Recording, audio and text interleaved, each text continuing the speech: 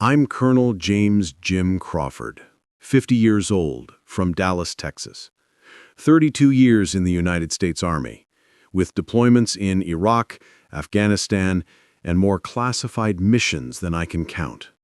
I've seen insane battles, watched brothers in arms fall, and made decisions where every second could have been the last of my life as a soldier. But Yemen is a different kind of monster. This desert doesn't forgive mistakes. One wrong step, one faint sound, could be the last move I or my entire team ever make. I never believed a single desert night could make a man feel life slow down like this. The wind swept across the black dunes, carrying dust as fine smoke rising from the earth.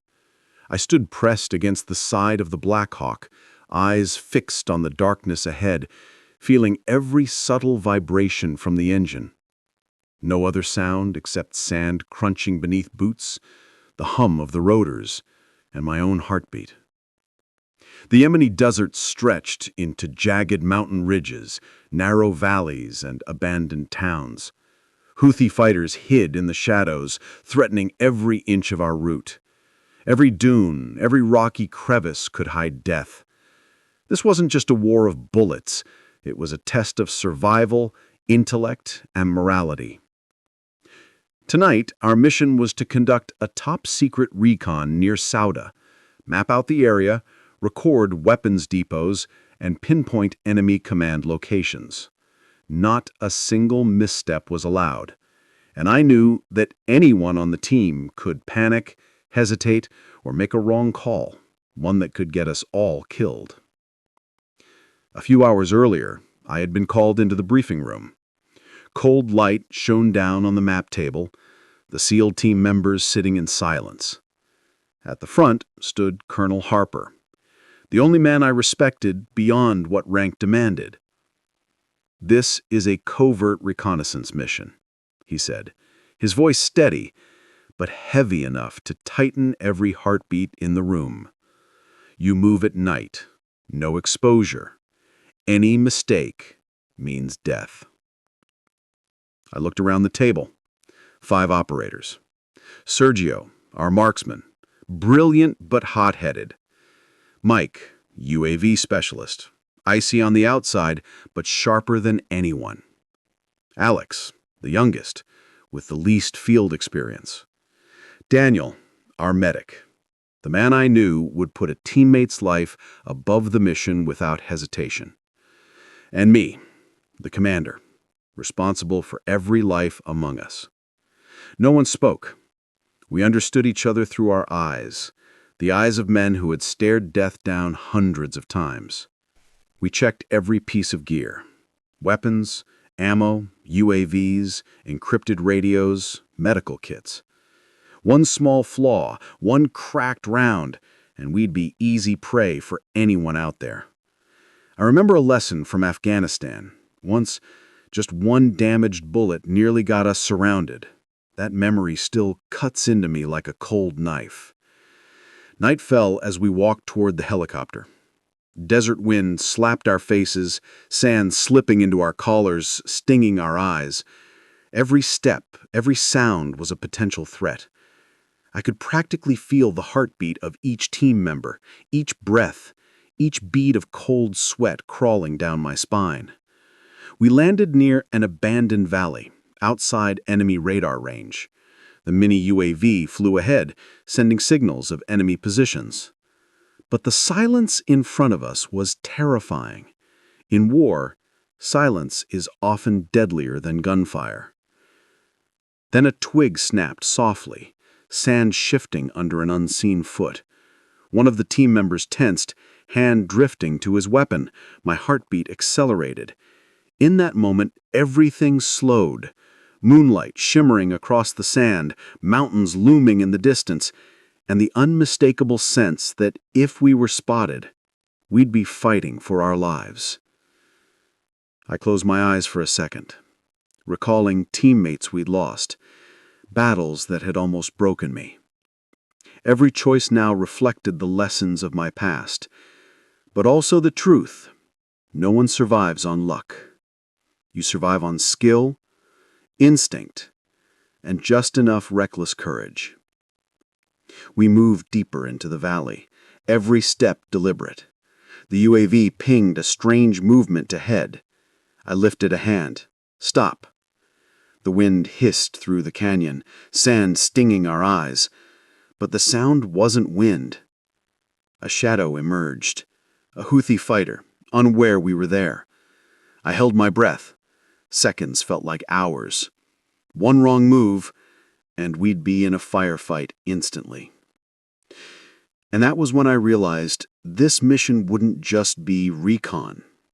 This would be a test of survival, a test of morality, and a test of every single lesson I had learned across 3 decades in uniform. We had barely stepped away from the helicopter when sand clung to every boot print, coating our armor and weapons. Silver moonlight cut through the gap between cliffs, revealing cracks in the ground and jagged rocks, just enough light to expose our silhouettes if anyone was watching from afar. I, Colonel Jim Crawford, raised my hand, signaling the team to halt. No one spoke, but their eyes said the same thing. Tonight, mistakes were forbidden. Before moving, I pulled the team close, unfolding the map under a mini flashlight. Our primary target is the base north of the valley, near an old checkpoint, I said, my voice low in the dead silence. Sergio, you lead observation. Mike, keep the UAV running at all times. Alex, you're on me. Daniel, stay ready with medical. We move slow, step by step. Any sound could get us spotted. Suspense thickened in the air. We all knew that one snapping twig, one rolling pebble, or one curious glance from an enemy fighter could mean death. In that moment, I could smell the sand, the helicopter fuel, the metallic cold of our rifles, everything pressing down on my chest. I looked at each man, Sergio tightening his holster straps, Alex frowning, still not used to this level of tension. I reminded them, voice hard as steel. We live off focus. One mistake, and there's no second chance. Rising tension. We began moving, inch by inch, keeping to the cliff shadows and rock piles to avoid enemy radar. The sand burned underfoot, the night air freezing against our faces. I could feel the mental strain wearing on the team. Mike monitored the mini UAV, scanning for movement. Suddenly, the alarm pinged, a small group of enemy fighters ahead. I raised my hand again. 1 second stretched into eternity. Every breath, every glance tightened like a drawn bowstring. Silence. Not a sound, I whispered. We dropped flat onto the sand, melting into the darkness.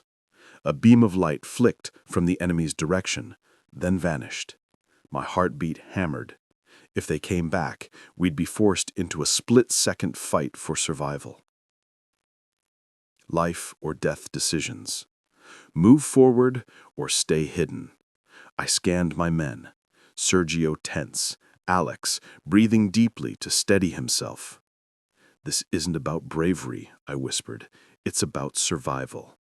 We chose a detour through a narrow pass where the UAV had limited visibility, but the terrain was brutally dangerous. One wrong step could send us falling onto sharp rocks or make enough noise to draw enemy attention. Tension escalated. I reminded everyone to check each round, each trigger, each medical kit. A sandstorm began to whip up, wind slashing our faces, rattling the UAV. Visibility dropped. I had to rely on hand signals.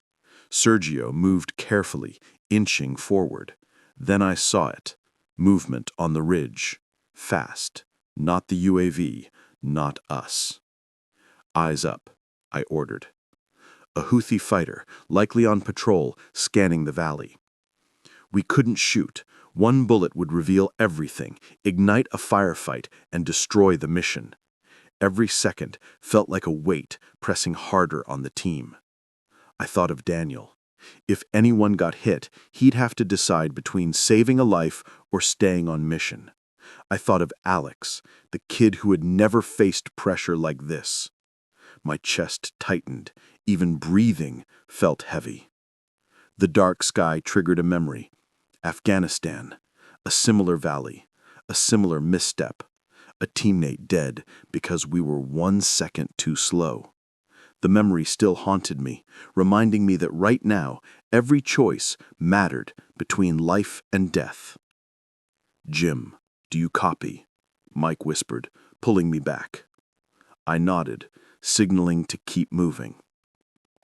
None of us showed fear, but all of us felt the shadow of death hovering over our helmets. We pushed deeper into the valley, following the detour, staying out of radar and enemy patrols. I raised a fist. Stop. Up ahead, an old abandoned outpost glowed faintly under the moonlight. At the same time, the UAV sent another alert, movement from the west, possibly another enemy patrol heading our way. I held my breath. Everything was so silent that I could hear the pounding of my own heart. One misstep, one wrong footfall, and we'd be exposed, and exposure meant no escape. And that was when I fully understood.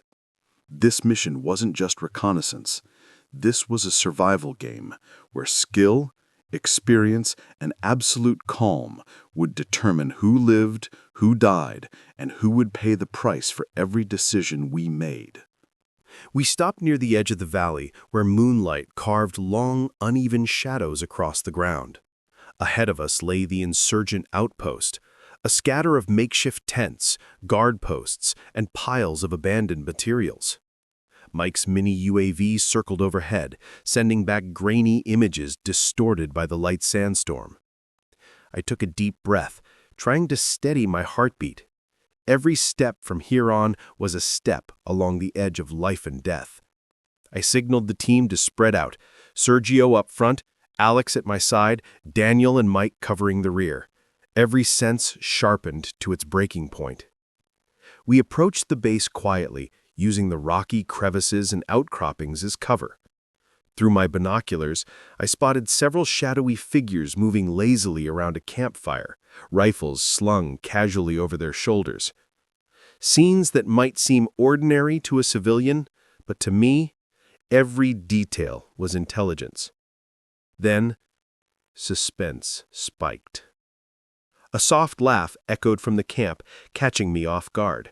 I crouched instantly, signaling the team to get down. Alex held his breath. Sergio's tongue pressed against his lip, trembling from tension. I could feel the pressure weighing on every breath we took.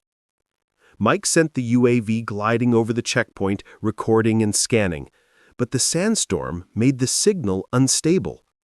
For several long, nerve-wracking seconds, the feed flickered. My heart thudded violently, one wrong beat, and we'd be detected. We had just located a temporary weapons depot and were preparing to assess it when the UAV picked up something unexpected. A small group of injured civilians near the depot. Daniel frowned, looking straight at me. "Jim, they need help." Suspense and moral dilemma. If we helped them, our covert mission would be compromised. If we didn't, they might not live through the night. My pulse hammered in my ears. Seconds burned away. I saw the tension in every teammate. Alex's eyes silently asked, "What do we do?" I made the call.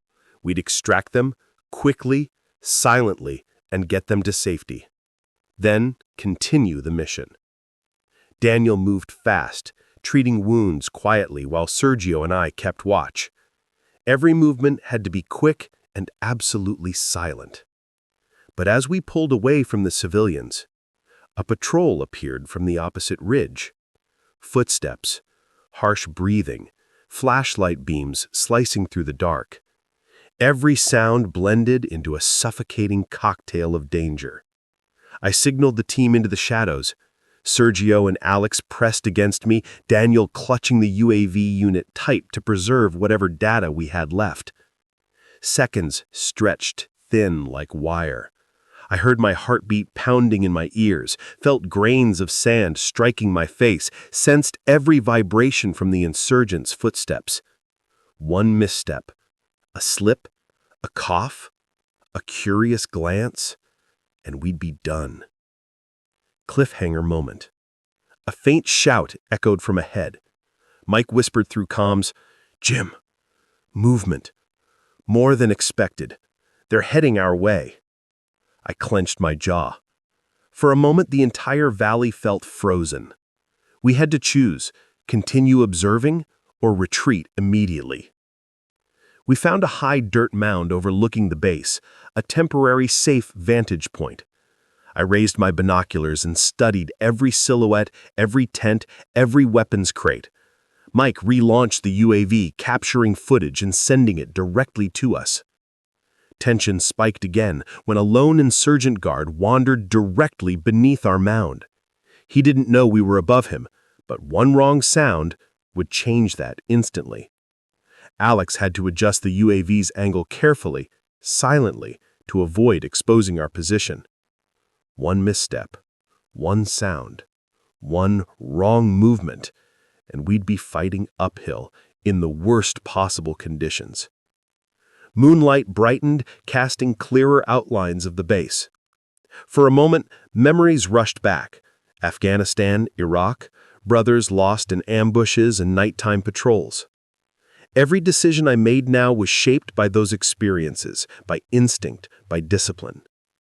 Alex, young and eyed wide, stared at me, overwhelmed. Sergio gripped his rifle so tightly his knuckles whitened. Daniel pressed his lips together, ready for whatever came next. I told myself, no one survives on luck. We survive on skill, reflexes, and calculated risk. We had just gathered enough intel to assess enemy strength when movement appeared from the west, another insurgent group heading in, clearly alerted by something unusual. I held my breath and signaled silence, prepared to withdraw. But before we could move, a flash from the UAV blinked. The warning light. Signal compromised. Time froze. Each second dragged like an hour. One wrong move now, and there would be no safe retreat. And that was when I understood. This mission had already slipped past reconnaissance. This had become a deadly game where every decision, every heartbeat, every step would determine whether the team lived or fell in this unforgiving valley. We slipped back into the shadows, trying to avoid the insurgent group moving in, when a faint noise sounded behind us. I raised my hand, signaling the team to stop. Every breath tightened like a pulled wire. The dim light from the UAV flashed. One enemy group was pulling away, but another was closing in from the northwest. I could feel it in my gut. Every step now was twice as dangerous. One mistake, and we'd be caught between two insurgent units with zero escape routes. As we moved out of the narrow ravine, another group suddenly emerged, around a dozen fighters, weapons ready. A flashlight beam flared, catching our faces for a split second. I signaled, hide, and prepared to counter. Sergio didn't hesitate. He fired a few warning shots, forcing the insurgents to pause, but it wasn't enough. They sensed the threat. A stray bullet hit the dirt, sand exploding upward. I barked, "Take the long path, move to the southern rocks." The tension spiked. Every step felt like a gamble with death. One slip, one misstep, one loose stone, and we were done. As we ran, I noticed Alex falling behind. Looking closer, I saw him gasping for air, hands trembling as he tried to hold his weapon steady. I sprinted back, grabbed his shoulder. "Move! I'm not leaving you behind." 1 second of hesitation, and we could lose someone. I felt the weight of it. My decisions now meant life or death for the whole team. Daniel was frantic over the mini UAV, trying to salvage the intel feed, while Mike worked to track enemy movement. It all played out like a deadly dance, running, watching, preparing to shoot if needed.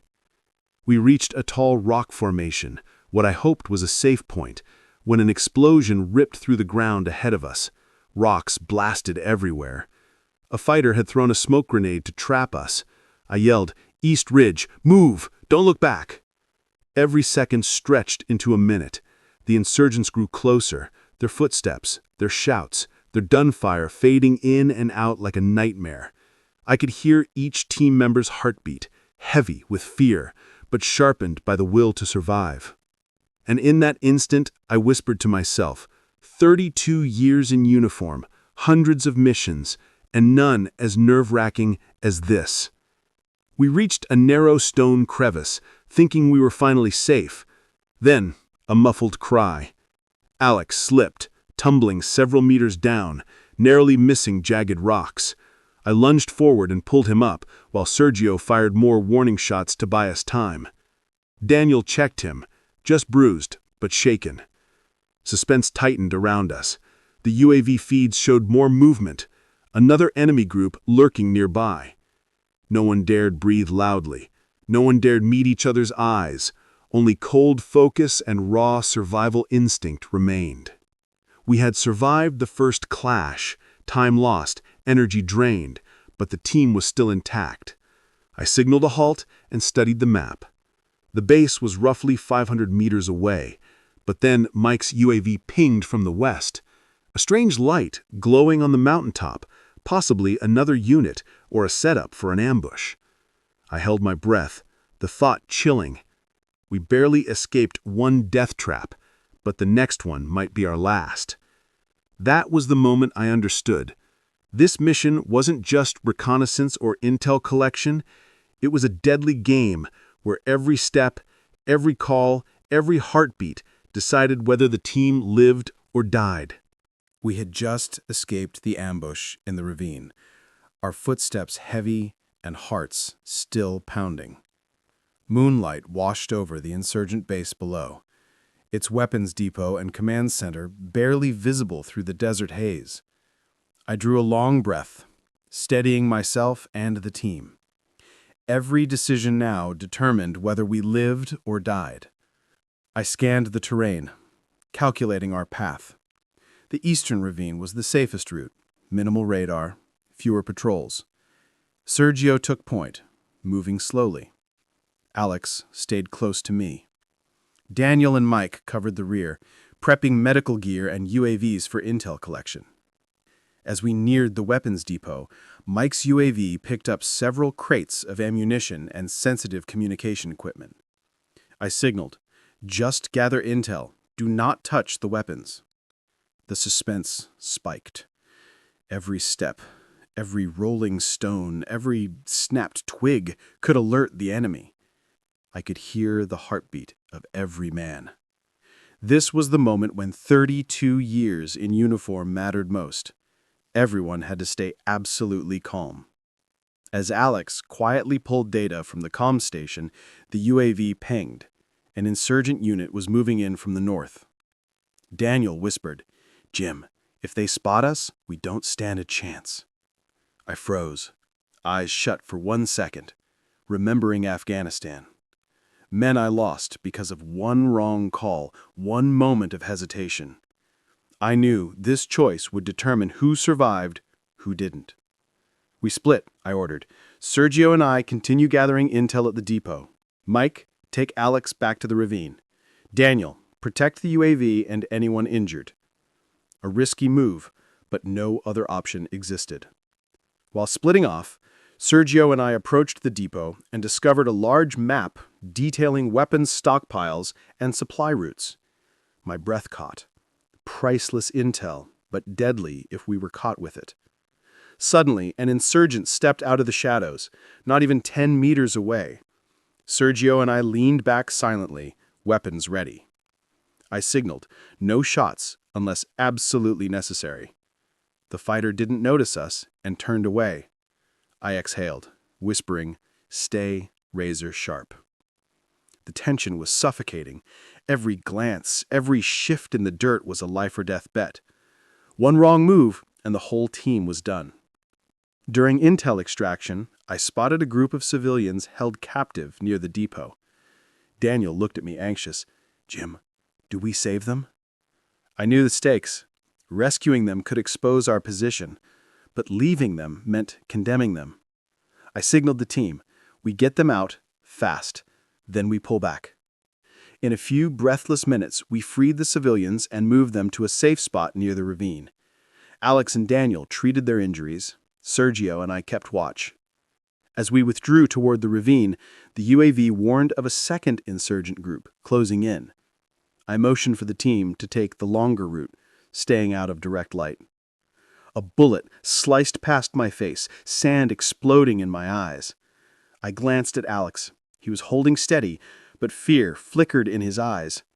I reminded myself, survival doesn't come from luck. We survive because of skill, discipline, and the right call at the right moment. We reached the ravine, but UAV alerts flashed again. Strange lights on the mountaintop. Possibly an ambush unit. Possibly a new group watching us. I closed my eyes and drew a deep breath. We've gathered critical intel, but with every passing second, the danger grows. If they pinpoint our location, we'll have to fight our way out. And that was when I realized this mission wasn't reconnaissance anymore. It was a lethal game where every decision, every step, every heartbeat determined whether the team lived or died. We had just finished gathering intel and rescuing the civilians, but there was no time to breathe. The UAV alarmed again. A third insurgent unit was moving in from the northwest. They had definitely noticed something was off. I raised my hand, signaling the team to pull back, my voice ice cold. Absolute silence. Move along the eastern ridge. One mistake and we're dead. Every step, every second stretched like an hour. Sand whipped into our eyes, cold wind cutting straight into our bones. I could feel the heartbeat of every man, their strained breaths, the tremor in their hands. Life and death hung above us like a blade. As we entered the rocky passage, gunfire cracked behind us. Short, probing bursts. They were following our trail. Sergio sprinted ahead, firing several warning shots to create space for the team. Alex, terrified but holding on, stayed glued to my side. Daniel clutched the mini UAV, safeguarding the intel while staying ready to treat casualties. I scanned the desert, eerily silent, but every shift of sand could be a lethal threat. Suspense at its peak. Every step was a gamble. Every flicker of light, every sound in the wind could mean danger. Memories of Afghanistan and Iraq flooded back. Ambushes, close calls, the pounding heartbeat that drowns out everything else. All my senses were stretched to the edge. We entered a tight passage between two cliffs, and then we saw it. A full insurgent ambush already set up. Flashlights flickered, rifles leveled straight at us. I signaled the team, take cover, observe, wait for the perfect counter. Sergio fired several controlled bursts, forcing them to pull back. I whispered, "We decide now. Push through or circle around." A long, tense heartbeat passed. I made the call. Split. Create diversion. Sergio and I advanced toward the ambush line, while Daniel and Mike led Alex and the UAV toward another ridge. The next minutes were pure chaos, controlled tactical chaos. I fired suppression shots, forcing the insurgents to shift positions. Sergio covered me, gunfire echoing between the cliffs, sand exploding into our faces. A round grazed my boot. I leapt aside, pulling Sergio behind a boulder. Then Daniel's voice crackled on the radio. "Jim, they're closing in on the other side." If we didn't act fast, we'd be caught between two converging units. I drew a deep breath, letting 30 years of experience snap into place. At times like this, survival wasn't brute force. It was speed, precision, and decisive action. We broke through the narrow passage and reached the base of a steep mountainside, the only escape route left. But the insurgents were still coming. Another unit appeared from the east. I shouted, "Move! Don't stop!" We leapt across rocks, scrambling upward. I could hear Alex stumbling, Sergio nearly collapsing, Daniel clutching the UAV and guiding the rescued civilians behind him. I scanned the terrain while running, tracking shadows, muzzle flashes, every danger. A stray round tore through the sand beside me, dust exploding into my face. I blinked hard. 1 second to make a life-or-death choice. I jumped across a narrow crevice, drawing enemy focus and clearing a path for the team. Sergio followed, then Alex. Daniel came last, dragging the UAV with him. Finally, we reached a deep ravine where insurgents would have difficulty following us. We collapsed behind the rocks, breathless, drenched in sweat and sand. No one was seriously wounded, but every man was pushed to his limit. Mike checked the data. Every piece of critical intel was intact. I looked at them, exhausted, shaken, but alive. We had survived one of the deadliest missions of our careers. Any wrong decision along the way could have killed us all. Just as we began to catch our breath, the UAV beeped. Another insurgent group was approaching from afar. I closed my eyes, inhaling the dry desert air. We made it out alive. But Yemen is still a battlefield. This mission isn't over, and every step from here on out is still a gamble with death. In that moment, I understood. In war, survival isn't luck. It's skill. It's decisiveness. And it's the weight of every moral choice we're forced to make. We had just escaped the ravine, every member of the team exhausted but alive. Sweat, sand, and gunpowder clung to our bodies, each breath echoing heavily in the silent night. I sat down and looked at my teammates, realizing every one of them carried the marks of life and death, bruises, cuts, and the kind of psychological scars that never fully heal. None of us spoke. Alex stared at the ground, Sergio tightened his jaw, and Daniel kept his eyes on the mini UAV as if replaying every decision he'd made. I could feel the tension built up from hours of brushing against death. Each of them had experienced a face-to-face moment with mortality, and now we all had to confront that feeling alone. I thought to myself, war doesn't just take lives. It takes pieces of the man inside every soldier. After 32 years in uniform, I knew one thing for certain.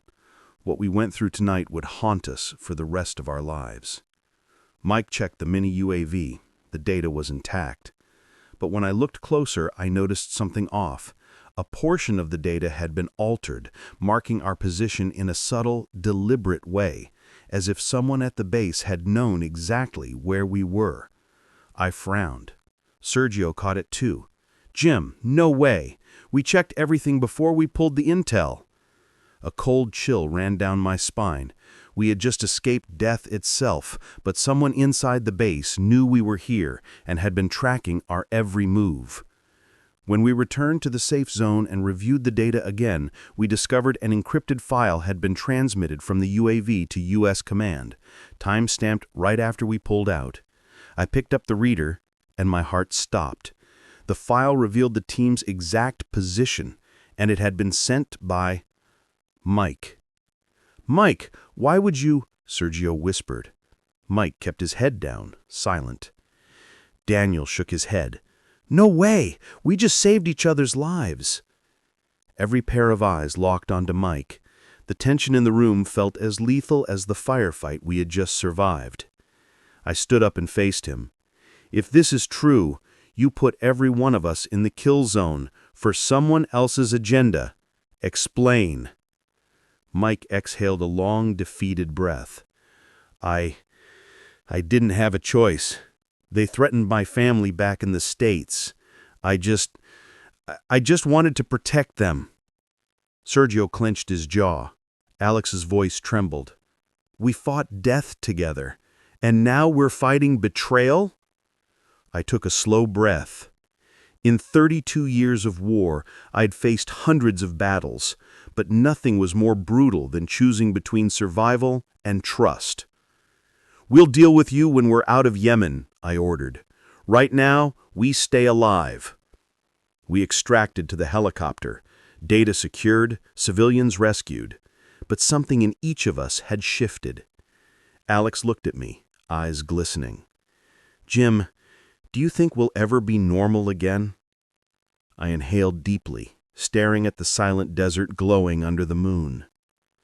"No, Alex, war doesn't let anyone go back to normal, but we survived, and sometimes that's all we have left." Sergio placed a hand on my shoulder. "It's over, but somehow it feels like it's just beginning." I nodded. In war, every successful mission leaves a scar, and sometimes the enemy isn't the one you're fighting, but the one you trust. As the helicopter lifted off, I checked the UAV data one last time. A second hidden file appeared. Another location. A new threat. A militant force preparing to strike the medical center where we had just evacuated civilians. I looked at the team, my voice cold. We thought it was over, but the real mission never ends. And this time, it's even more dangerous. And in that moment, I understood war never ends. Survival is nothing but a long chain of life or death decisions, twist after twist, each one more unpredictable than the last.